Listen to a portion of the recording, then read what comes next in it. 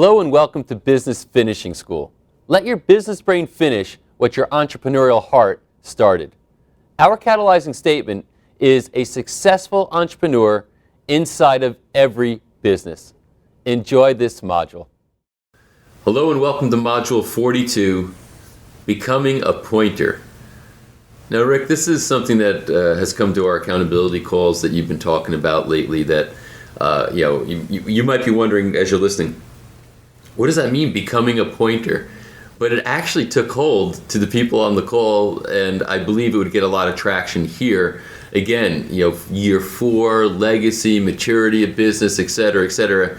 You can't really start as an entrepreneur as a pointer, but you can become one over time. And that's where I believe massive leverage comes from. So let's have you describe what you mean by a pointer, and then we can talk about how it applies to the people who are listening right now.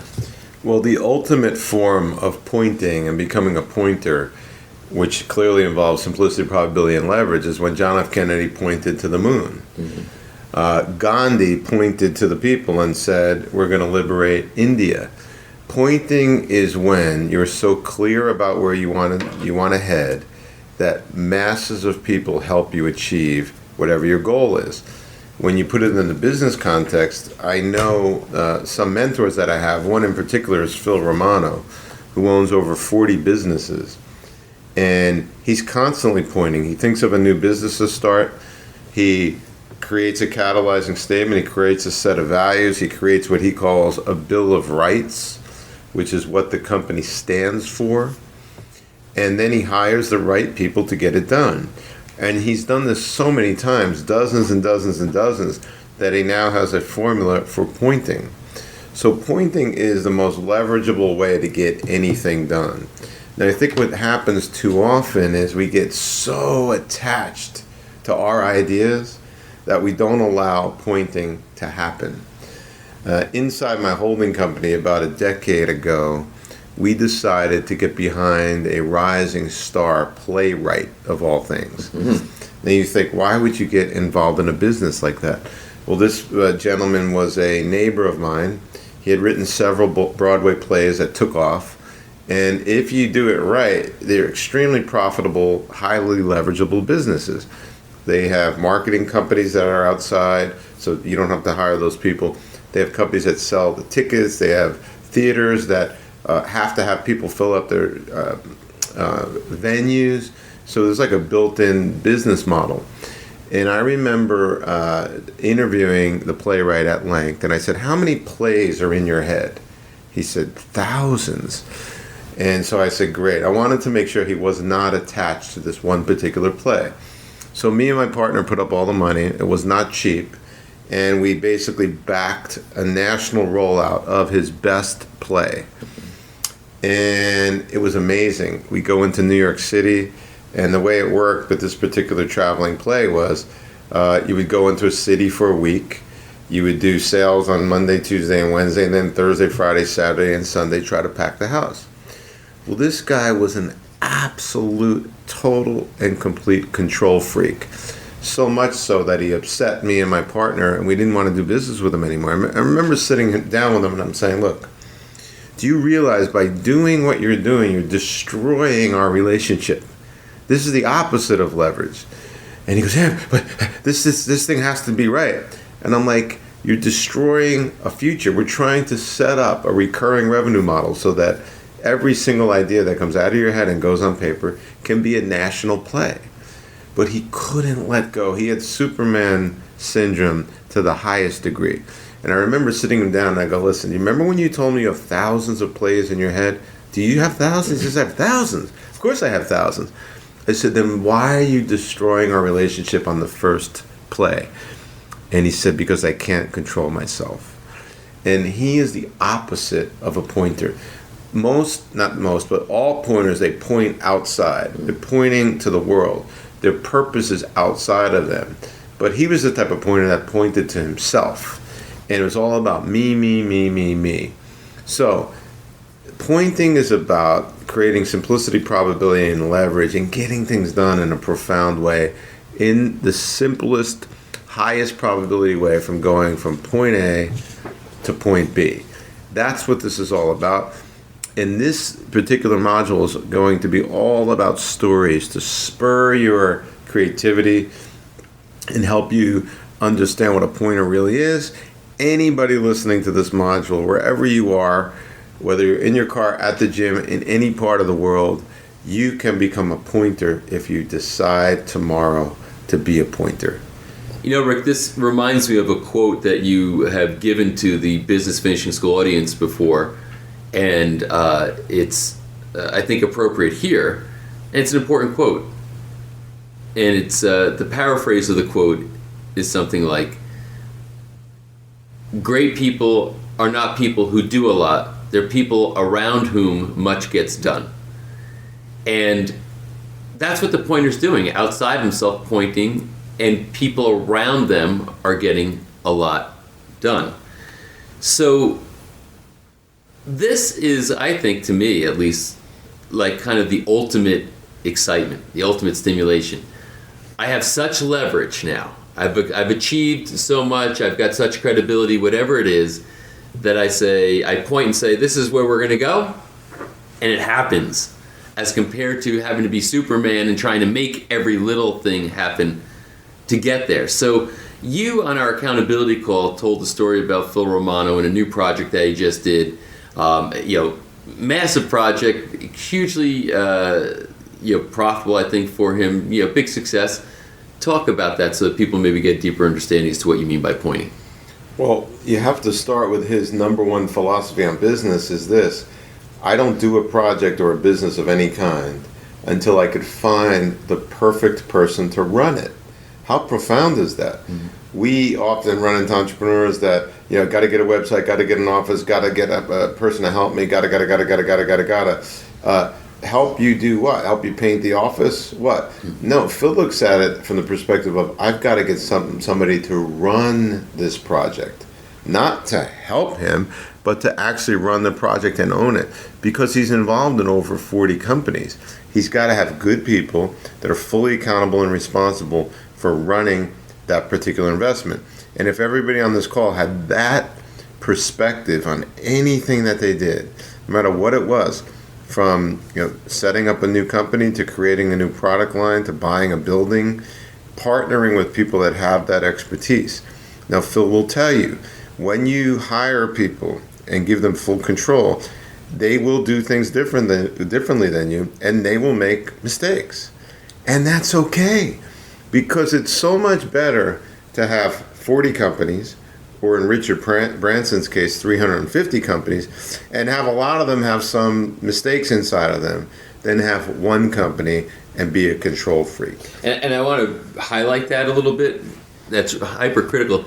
We just hired an executive director into one of our companies. And the first thing that I want to do always is, they're doing that this way. No, they should be doing it that way. No, they're like, I know better. I've been there longer. I understand how the company works, etc.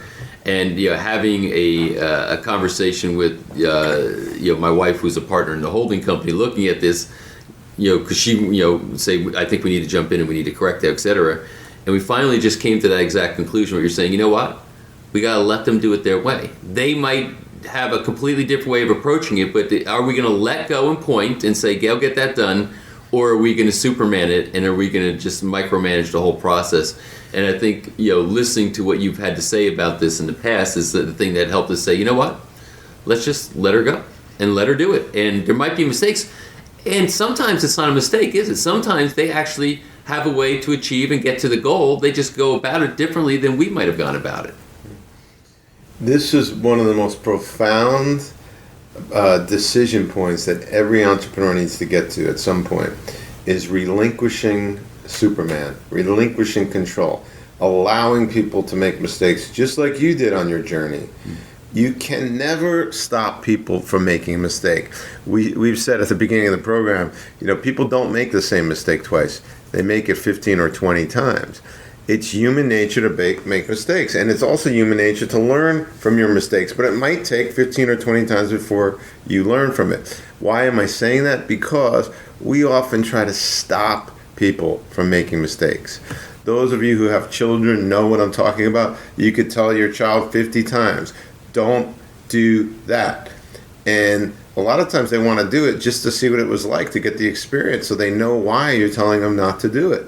Well, that's just human nature. You have to deal with that. So what we're saying to you is, if you want simplicity, probability, and leverage, rather than continuing to make mistakes by being Superman all the time, learn from all of the accumulated experiences of the people that are on this call, and the people that we've interviewed, and the people that we've done business with, and point from now on.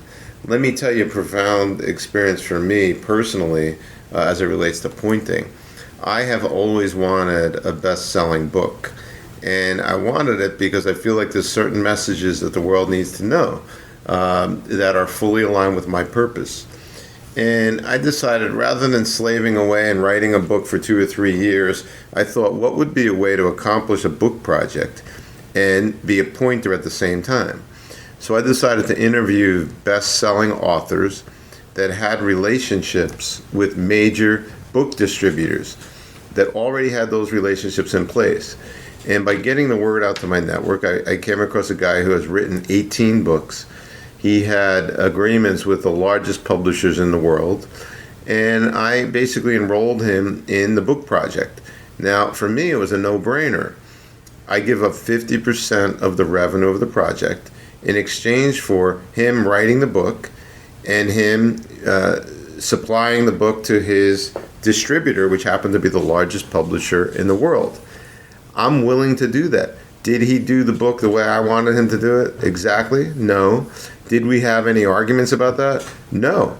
Because at the beginning of the relationship, I said, as long as you take this basic premise that the book is about, and we agreed on the basic premise of the book, and we agreed on the title, and as long as you agree to send me chapters once they're written for me to give you feedback on, whether you take the feedback or not is no problem. He took almost none of my feedback, by the way. And so after the first 4 or 5 chapters were sent to me and I realized he was not taking my feedback, I just let it go. I completely released the project. And what happened? What happened was we got a completed book with a major publisher, and I invested a total of 10 hours in the project. That was worth it to me. There were many other projects and businesses and ideas that you have that are rattling around in your head that you want to leave as a legacy of your life, much like I wanted to leave that book as a legacy of my life, that you can accomplish by way of becoming a pointer and stop being a control freak. Now, you have to roll into everything we're saying: values-based decision-making, having catalyzing statements, having a purpose, modules, clearly all the modules that precede this one, and rolling into it simplicity, probability, and leverage. You have to have regard for all of that. However, at the end of the day, you're going to get a lot more done. You're going to have a much bigger legacy if you can understand what pointers understand, and that is, if I could point in a direction and make it so clear where I'm trying to head, people will come in and backfill. It's almost like when a rocket takes off, there's a vacuum behind it and it gets filled in. There's a principle called Bernoulli's principle, which helps airplanes stay afloat. And that is, when air rushes over the wing of a plane, it creates a vacuum underneath the wing that lifts the plane up. That's very much how a pointer works. They point in a direction that creates a vacuum behind them, and people rush in to lift up that project. So with that, now talk about this more recent project with Phil Romano and this whole restaurant idea and how that all came together. Well, Phil Romano, again, we're throwing his name around a lot, but he's a perfect embodiment of a pointer. He happens to be up in age. He's 74. He doesn't have the energy that he once had, so he's realizing that he's got to build his pointing ability more than at any point in his career. And as it were, he had accumulated a very large piece of real estate near downtown Dallas, and he didn't know what to do with the project. And so he decided, well, what's the best way to make the value of this land go up, provide Dallas with some recreation and entertainment that it doesn't have, and give the inhabitants of Dallas a new place to go that's exciting. And so he brainstormed for a couple of years, and what he decided was, I am going to create a restaurant incubator in which restaurant chefs compete with each other, and they're all in the same location in separate slots, if you will. So imagine, if you will, a very large warehouse broken up into 2,500 square foot spaces, which is the ideal size for a restaurant. Each one is unique because you've got a Moroccan chef, you've got an Italian chef, you've got a Chinese chef, you've got a Japanese chef, you've got a brew pub. And you create an environment where you're trying to spawn national chains. Now, Phil comes up with this idea in his living room. He makes an announcement in Dallas, and all of a sudden he gets hundreds of chefs from all over the world that say, wow, wouldn't it be great to compete with my peers? Because how do you win? You win because you're going to make more revenue than anybody else in that particular environment. And what else does it do? It creates a new environment for people in Dallas to go to experience 20 different concepts in the same place. And it's been an overnight sensation at every single level. But at the end of the day, what does it do? It creates an opportunity for Phil as an investor to find more restaurants that could become national chains, which is his passion. And ultimately, it creates shareholder wealth. Now, how many people listening to this have vacant land somewhere that they want to do something with? That was what this project was. It was vacant land, which happened to be near Dallas. But there was nothing appealing about this vacant land. In fact, if you saw it, it didn't have any of the attributes of a piece of land that someone would ever want to visit. So Phil created a win-win-win-win situation, and he did it by pointing. He didn't do any of the work. He's not in the kitchen cooking. He's not, bussing and waiting tables. He didn't even come up with the restaurant concepts. None of them. He just basically created an incubator and a vessel for this whole thing to emerge from, and it's been a massive hit. And I think the interesting thing is, as you said, he pointed to it, and then people flocked from all over saying, I want to be in the incubator. I want to be one. And I think whoever kind of wins out of that, is he getting involved with their restaurants when they go national and rolling them out? Yeah, here's the unique thing about this idea. The restaurateur, when you think about a restaurateur, what do they worry about? They worry about putting a kitchen in, putting tables in, what's the point of sale, purchase system, who's stealing from me, all of those things, bar, liquor, sales, buying food, all of that stuff. The way they set it up is his company is going to handle all of that. And the restaurateur gets 50%. They don't have to put up any money. They don't have to find the location. So the restaurateur has a built-in infrastructure. How exciting is that? What restaurateur wouldn't want to do that? It's win-win-win-win all the way around. Every stakeholder involved in this project wins. But here's the critical thing. Phil Romano did the conscious task of fully thinking about this project in every way before he embarked on it. Most entrepreneurs, they get up in the morning and they just busy. Got to do this, got to do that, got to start this, got to start that. He put the conscious thought into it and said, how do I have all the stakeholders win without doing a lot of heavy lifting? And it really is just the fact that creativity won over everything else. And I think this project, which is called Trinity Groves, is going to be a massive success. It has all the attributes of that type of win. And you think about, why did Steve Jobs win when thousands of other computer makers failed? He won because he did the same thing. He put conscious thought into, how do I have all of my stakeholders that matter to me win? How do I always honor my values? How do I stay true to my purpose? And Phil's very much the same way. And I think too often most business owners, they choose opportunity over all of those other things. They choose opportunity over values, as an example. And they get into things because of money or opportunity versus staying true to themselves. So pointers, the people that are the most successful pointers are the ones that get massive things done in the world.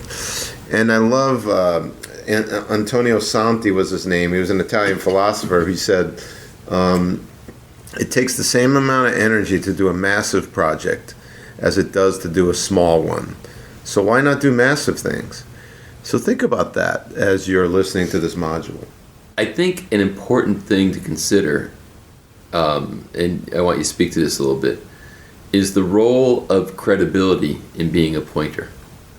Because to me, it seems like the equation, or kind of the prerequisite to being a pointer is that you have to be credible. Otherwise, you could be a madman, who's pointing at things that nobody's going to, care about. So, how do you try to build enough credibility? Because with Phil, with that particular project, it wasn't there a lot, and obviously he's very credible because of his prior successes, but I think there was a lot of venture money that came into that. I don't think it was all his own money, right? So he basically pointed, money came in, participants came in, chefs, etc. It all just came together. I'm sure he had to get some zoning done, all kinds of things had to happen. So what is the role of credibility with being able to be a pointer? Credibility is incredibly important, no pun intended. It starts with Module 1, values-based decision-making. It starts with surrounding yourself with people that fully align with your values. It starts with aligning with projects that fully align with your values. Now, I don't expect someone to send someone to the moon and return them safely to Earth as their first project. But as you gain credibility, at the same time you're gaining relationships that you can call on later. You're gaining trust with people that have seen you follow through and accomplish a project.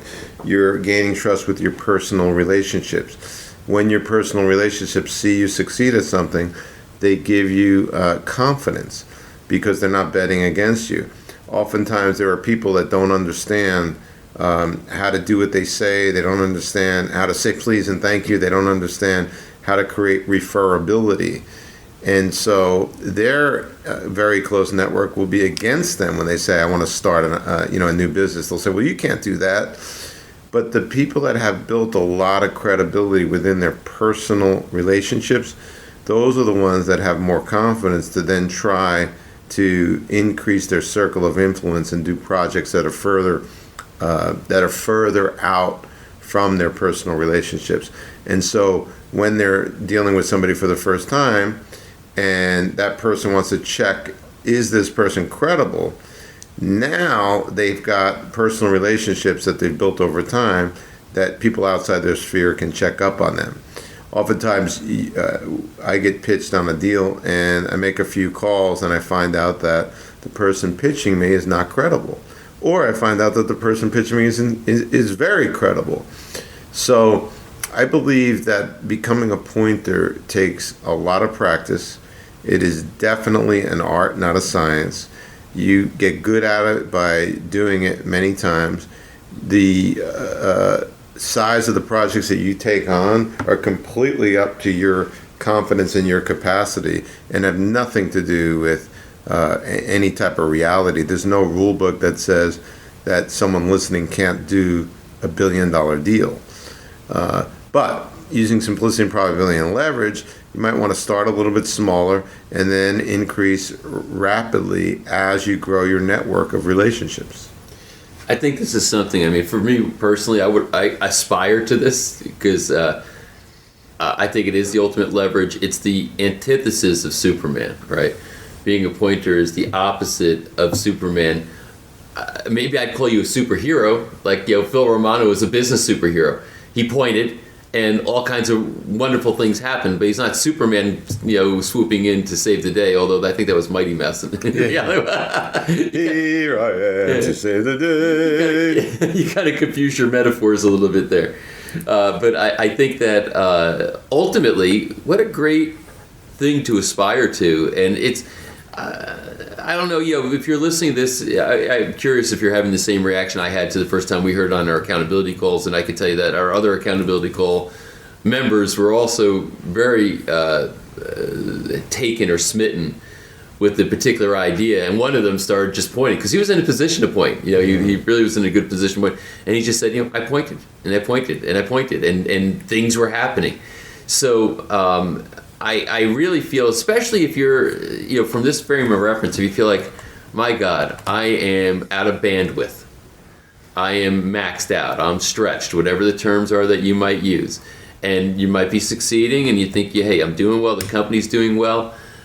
I believe that when you start to feel that, if you're, the transformation is saying, you know what, I just want to point now. I don't want to be stretched. I don't want to be maxed out. I want to point. And you have to earn that right. I mean, you have to get there. It's not like you can just wake up in the morning and say, oh, you know what? Our balance sheet is weak. We got no cash in the bank. I'm under leveraged in so many ways, but I'm going to just start pointing, randomly. That's not going to work. But hang on a second. Yeah. I want to just counter that slightly. Go. If you recall in a prior module this year, we talked about that person who was sitting on the beach in Italy and decided to start an app development company. Right. But he took a lot of conscious thought and energy to think through the values of the business, think through the type of people he wanted to get involved. So even though he didn't have the credibility in that space, he substituted time, effort, and energy. So even if you don't have the credibility in a certain space, you can substitute simplicity, probability, and leverage. I was talking about bandwidth, though. If he's on a beach in Italy, he's got some bandwidth. Right, You have to think about it, and I agree with that. Is that listen? If you've got your own money and your own time and your own resources, you don't need as much credibility. You basically point yourself in the direction and then recruit people into it. And incidentally, I think along with this, here's how I think this occurred for you. You went on a beach in Italy for a month. I mean, you did something unprecedented since I've known you for many years now, is you took a month off and you took your family and you went to Italy and you stayed on a beach in Italy for a month. Mm-hmm. And from there, and you disengaged. I mean, you came to your accountability calls every week. I'm sure maybe you returned some emails, but you weren't fully engaged like in an operating capacity in your businesses every day. But then you came back, and basically that's where you started to become more of a pointer yourself, no? No doubt. So talk about that. Until you completely detach, you don't know what it's like to point. And I was very influenced by my friend Vern Harnish, who took his family, which is 4 kids and his wife, and they moved to Barcelona. And he said, I have never been more productive than when I moved. And he's been there now 5 or 6 years. And I said, how so? And he said, because when you're in another country and the time zone's so different, you just have to think strategically all the time. So it's completely counterintuitive. When I went on that beach in Italy, I couldn't do anything. I wasn't in a space where I could influence. So those brief times where I was able to interact with people, I had to be very clear in my communications and I had to be very strategic. So it changed the way I look at the world. It was a very, very profound experience for me. It changed my life. So now I'm thinking about what would it be like to live in another country. And you think about, along this line of reasoning, Richard Branson, here's a guy that spent his entire adult life working from home, and for the most part, working from an island, Necker Island, that's very, very hard to get to. Mm-hmm. Doesn't have a landing strip. It's not near an airport. You've got to take a plane to a plane, to a boat to a boat. Mm-hmm. I mean, it's very hard to get to. And this guy's been able to create an empire that's worth billions of dollars. So there's definitely something to pointing. But you've got to internalize it. You've got to believe it. You've got to take this on. It's very important. So ultimately, this is something I think that becomes a conscious thing to aspire to, that you don't just accidentally fall into it necessarily. And as we're in, again, year 4 of this training, now you're getting into the mastery area. I think ultimately, having this conscious thing on your radar called being a pointer is something that to foster, to develop, and to aspire to. And I believe that when you do that, you're basically going all the way back to year 1 in the program. You're looking at the thing called leverage that you constantly beat the drum on over and over again, Rick, which is basically getting things done through other people, right? And you become now the master, the Jedi master of leverage when you become a pointer. You said that brilliantly, Patrick, and I think we ought to leave our listeners at this point. We've given you a ton to think about. We've got an implementation guide to hammer some of these points home, no pun intended. And I don't think there's another way to be more simple, probable, and leverageable than by becoming a pointer. Thanks for listening. Let your business brain finish what your entrepreneurial heart started.